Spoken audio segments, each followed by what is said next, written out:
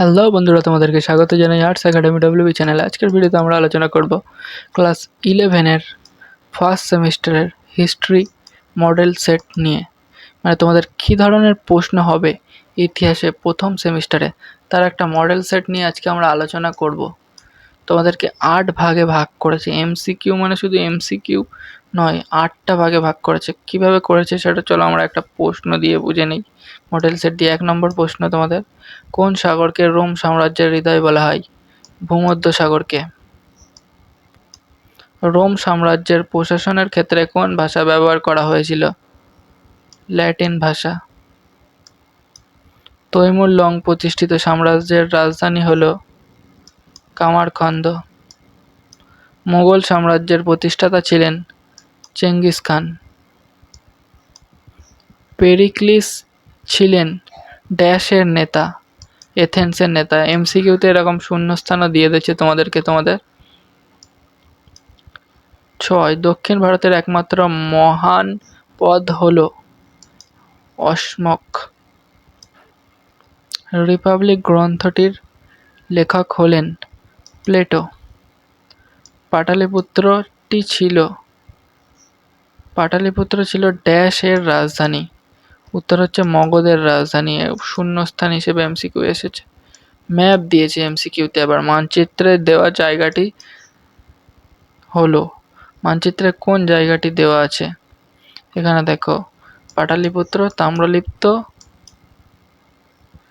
নাকি উড্ডয়নী। এখানে আমরা দেখতে পাচ্ছি যতদূর আছে এখানে পাটালিপুত্রটা দেওয়া আছে ম্যাপে। এইরকম একটা প্রশ্ন আসবে, তোমাদের মানচিত্রে চিহ্নিত করতে হবে।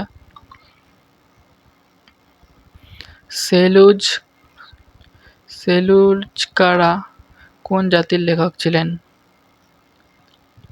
সেলজুকরা তুর্কি লেখক ছিলেন। খ্রিস্টপূর্ব ষষ্ঠ শতকে মহাজনপদের সংখ্যা ছিল 16টি। ভারতের প্রথম ঐতিহাসিক সম্রাট হলেন চন্দ্রগুপ্ত মৌর্য। রাজ্যের সম্প্রসারিত রূপটি হল সাম্রাজ্য। আলেকজান্ডার ভারত আক্রমণ করেন 327 খ্রিস্টপূর্বাব্দে। ড্যাশ খ্রিস্টপূর্বাব্দে, উত্তর হচ্ছে 327 খ্রিস্টপূর্বাব্দে। দ্য ম্যাগনিফেস্ট নামে পরিচিত অটোমান সুলতান সুলেমান। ইংরেজিতে প্রিহিস্টরি কথাটি প্রথম ব্যবহার করেন ড্যানিয়েল উইলসন। ইতিহাসকে মুক্ত বলা হয় কারণ বর্তমান বিষয়ে আলোকপাত করে।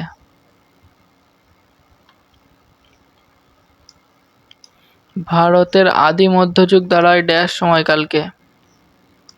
650 থেকে 1206 খ্রিস্টাব্দ পর্যন্ত সময়কালকে। পুরাণের সংখ্যা হল ড্যাশ, 18টি সংখ্যা আছে পুরাণে। 20 নম্বর প্রশ্ন এরকম তোমাদের দিয়ে দিয়েছে হচ্ছে স্তম্ভ মেলানো।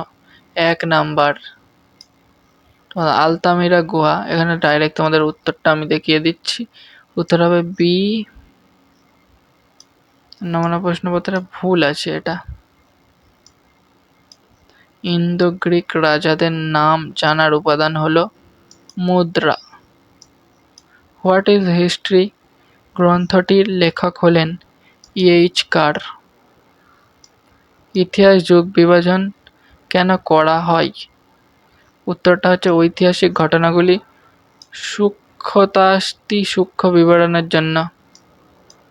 ভারতে ইন্দো পারসিক ইতিহাস চর্চার সঙ্গে যুক্ত ছিলেন বরণী।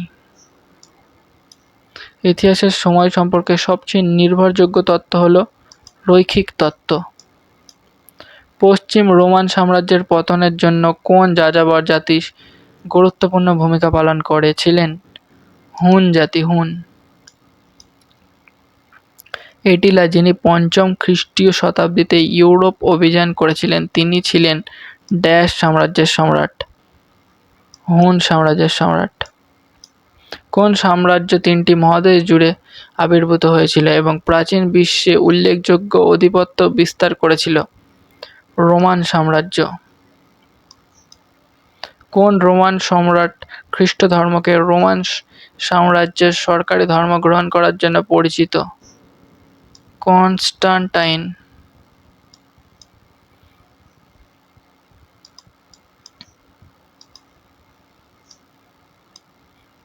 বাইজেন্টাইন সাম্রাজ্যের রাজধানী ছিল কনস্ট্যান্টিনোপল।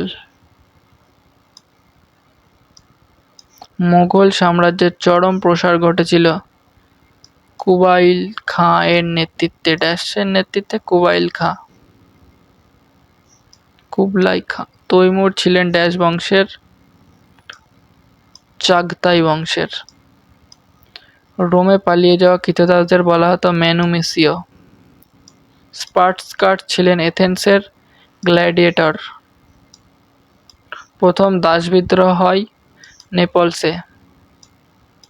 রোমান কৃতদাস তার প্রভুর প্রাণ রক্ষা করলে দাসত্ব থেকে মুক্তি পেত।